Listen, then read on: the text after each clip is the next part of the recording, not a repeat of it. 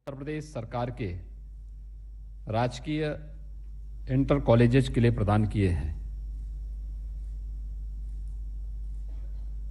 कई वर्षों के बाद उत्तर प्रदेश के राजकीय इंटर कॉलेजेस में शिक्षकों के चयन की ये प्रक्रिया इतने पारदर्शी तरीके से संपन्न हो पा रही है।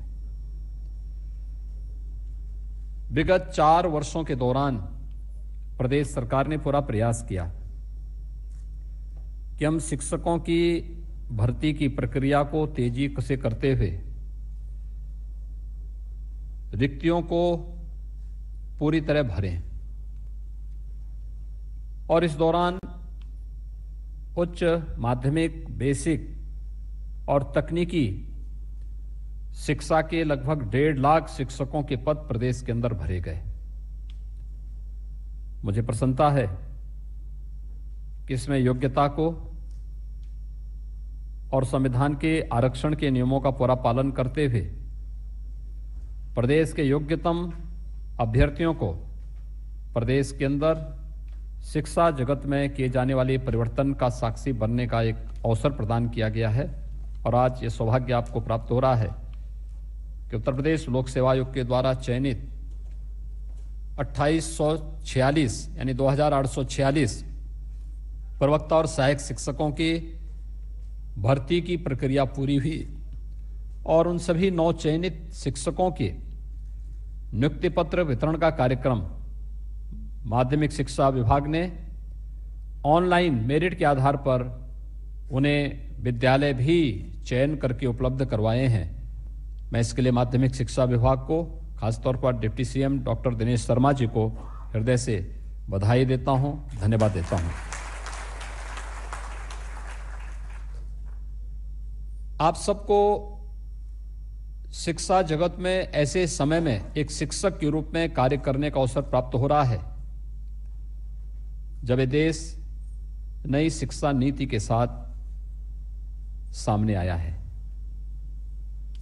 आपने जब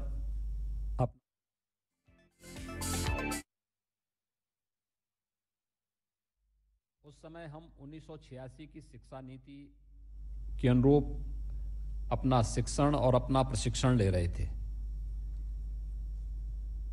2022 से यह देश नई शिक्षा नीति के साथ आगे बढ़ेगा। हम आभारी हैं। शिक्षा नीति के अनुरूप अपना शिक्षण और अपना प्रशिक्षण ले रहे थे। 2022 से यह देश नई शिक्षा नीति के साथ आगे बढ़ेगा। हम आभारी हैं आदरणीय प्रधानमंत्री जी के, जिन्होंने 2020 में कोरोना महामारी के बावजूद नई शिक्षा नीति को पूरे देश के अंदर लागू किया। शिक्षा जगत में आमूलचूल परिवर्तन करने का, इस देश को सुयोग्य नागरिक प्रदान करने के एक महत्वपूर्ण केंद्र के रूप में हमारे शिक्षण संस्थाओं को स्थापित करने के, और शिक्षा केवल किताबी ज्ञान नहीं होगी बल्कि शिक्षा एक इनोवेशन का माध्यम भी बनेगा। शिक्षा पुस्तकीय ज्ञान के साथ साथ नए अनुसंधान और नए शोध के भी माध्यम बनेगी। इस दृष्टि से नई शिक्षा नीति देश के अंदर लागू की गई है, जिसमें तमाम प्रकार के विकल्प हर एक छात्र छात्रा के लिए उपलब्ध कराए जा रहे हैं। और मुझे लगता है कि उसके लिए अभी से अपनी तैयारी और अपने को उसके अनुरूप बनाने की तैयारी ये आज की सबसे बड़ी आवश्यकता है। और मैं आह्वान करूंगा आप सबका, आपने देखा होगा, आप में से बहुत सारे अभ्यर्थी ऐसे रहे होंगे जिन्होंने अपनी किस्मत को 2017 के पहले तमाम प्रकार की प्रतियोगी परीक्षाओं के साथ आजमाने का प्रयास किया होगा, लेकिन योग्यता होने के बावजूद आपको निराशा मिली होगी, क्योंकि तब पारदर्शी व्यवस्था नहीं थी, ईमानदारी का अभाव था। तब हर एक चयन की प्रक्रिया में बेईमानी और भ्रष्टाचार का घुन लग जाता था और अंततः व्यक्ति को हताश और निराश होकर के घर में चुपचाप बैठना पड़ता था। लेकिन एक प्रक्रिया 2017 के बाद आप सबको देखने को मिली होगी। जिस चयन की प्रक्रिया के माध्यम से प्रदेश के अंदर अभी हमारी सरकार का 4.5 वर्ष का कार्यकाल पूरा नहीं हुआ, लेकिन इन 52-53 महीनों के दौरान हमारी सरकार ने अब तक 4.5 लाख प्रदेश के नौजवानों को सरकारी नौकरी प्रदेश के विभिन्न विभागों के अंदर दी है।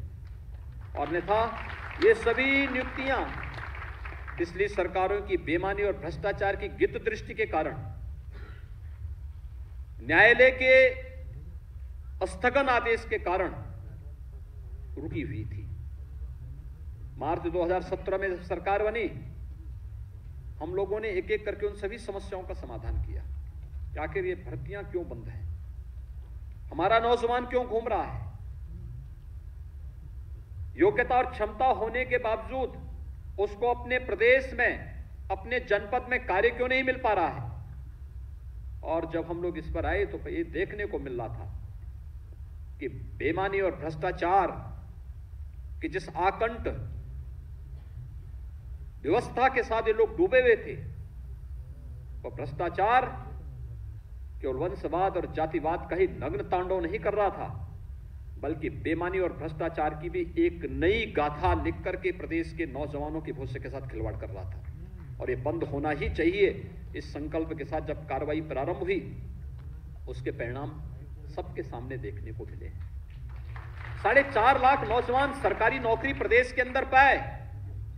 आप उठा करके देखिए, पिछले 15-20 वर्षों के उत्तर प्रदेश शासन के अंदर हुई नियुक्तियों के डाटा आंकड़ों को, किसी भी सरकार के कार्यकाल में इतनी नियुक्तियां आपको नहीं मिली होंगी। और जब हमारी सरकार के 5 वर्ष के कार्यकाल पूरे हो रहे होंगे, तब ये सरकार 5 लाख सरकारी नियुक्ति प्रदेश के नौजवानों को देने में सफल हो चुकी होगी।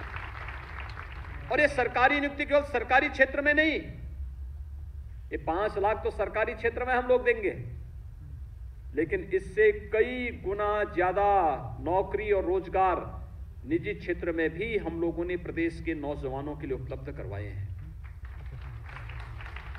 प्रदेश के अंदर कानून व्यवस्था की बेहतर स्थिति न केवल प्रदेश के बारे में देश और दुनिया की धारणाएं बदली हैं, बल्कि प्रदेश में निवेश के अनुकूल वातावरण देने में भी सफलता प्राप्त हुई है।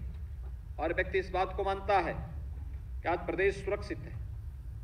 हम जो पूंजी लगाएंगे वो कोई माफिया जबरन कब्जा करके, अपहरण करके, फिरौती वसूली के नाम पर अराजकता और अव्यवस्था पैदा करने का प्रयास नहीं करेगा, क्योंकि इसे मालूम है अगर करेगा तो उसके अंजाम क्या होंगे। और इसलिए कोई भी उस प्रकार का दुस्साहस नहीं कर सकता। हर व्यक्ति निवेश के सबसे अच्छे गंतव्य के रूप में उत्तर प्रदेश को मानता है। हमने व्यापक रिफॉर्म किए, उस रिफॉर्म के परिणाम सामने आ रहे हैं। ईज ऑफ डूइंग बिजनेस में 14वें और 16वें रैंकिंग से उत्तर प्रदेश आज दूसरे नंबर पर आ गया है। देश के अंदर सबसे अच्छा परफॉर्म करने वाले राज्य के रूप में उत्तर प्रदेश आया है। प्रदेश के अंदर जो कार्य प्रारंभ हुए, इंफ्रास्ट्रक्चर डेवलपमेंट के कार्य हुए, हर एक विभाग ने, शासन से जुड़े हुए हर एक विभाग ने अपने स्तर पर प्रयास प्रारंभ किया, उसका परिणाम सामने आया। और सामने परिणाम का किस रूप में कि प्रदेश के अंदर प्रति व्यक्ति आय बढ़ी, प्रदेश की अर्थव्यवस्था ने एक नई ऊंचाइयां छूना प्रारंभ किया। हम लोग जब 2017 में आए तो 16-17 के अंदर क्या स्थिति थी प्रदेश के अंदर। प्रदेश के बारे में जब लोग परिचय देते थे कि हम देश के अंदर सबसे बड़े आबादी के राज्य के निवासी हैं, और जब अर्थव्यवस्था की बात आती थी तो लोग कहते थे हम देश की 6ठी अर्थव्यवस्था है, यानी आबादी में सबसे बड़े, लेकिन देश की अर्थव्यवस्था में हमारा योगदान क्या, लोग कहते थे 6ठी अर्थव्यवस्था। आज मुझे बताते हुए प्रसन्नता है, पिछले 4-4.25 वर्ष के अंदर किए गए परिश्रम का परिणाम है उत्तर प्रदेश देश की दूसरी सबसे बड़ी अर्थव्यवस्था के रूप में भी दुनिया के सामने आया। निवेश और अर्थ जो प्रदेश के अंदर आर्थिक विकास की नई ऊंचाइयां छूना प्रारंभ किया, इसके कारण व्यापक निवेश की संभावनाएं प्रदेश के अंदर बनी। आज इंफ्रास्ट्रक्चर डेवलपमेंट के कार्य हो रहे हैं, इंफ्रास्ट्रक्चर डेवलपमेंट का कार्य प्रदेश की अर्थव्यवस्था को एक नई ऊंचाइयों तक पहुंचाने का कार्य कर ही रहा है। प्रदेश में नए निवेश को भी आमंत्रित करता है और यह नया निवेश 1,61,00,000 से अधिक नौजवानों को नौकरी और रोजगार देने में सफल हुआ। यह वही प्रदेश है जहां पे नौजवान भागते थे। आज ये जानते हुए कि उत्तर प्रदेश के अंदर जो व्यापक संभावनाएं थी, आप में से बहुत सारे लोग शिक्षक बनने के पहले प्रत्यक्ष अप्रत्यक्ष रूप से 2017 की भारतीय जनता पार्टी के लोक कल्याण संकल्प पत्र को पढ़े होंगे। उस लोक कल्याण संकल्प पत्र में एक लाइन यह भी थी कि हम जब सरकार में आएंगे तो हम प्रदेश के परंपरागत उद्यम को पुनर्जीवित करने का और उसके प्रोत्साहन के लिए कार्य करेंगे। ये परंपरागत उद्यम क्या था? ये परंपरागत उद्यम प्रदेश का जो अलग अलग जनपदों में एमएसएमई के सूक्ष्म लघु मध्यम उद्यम के क्लस्टर बने हुए थे, जो रोजगार और स्वावलंबन के बहुत बड़े केंद्र थे। पिछली सरकारों की उपेक्षात्मक रवैये के कारण सब बंदी के कगार पर थी, उजाड़ सा हो गया था। आपने देखा होगा 2018 में हमारी सरकार ने 17 में आने के बाद उसकी मैपिंग प्रारंभ की। मैपिंग करने के बाद उनके लिए मार्केट की तलाश प्रारंभ हुई, उनको नई तकनीक के साथ जोड़ने, उनको नई डिजाइन के साथ आगे बढ़ाने का कार्य प्रारंभ हुआ। और फरवरी 2018 में जब प्रधानमंत्री जी से हम लोगों ने प्रदेश के इन्वेस्टर समिट का उद्घाटन करवाया था, उस समय हम एक नई योजना के साथ लेके आए थे परंपरागत उद्यम के लिए।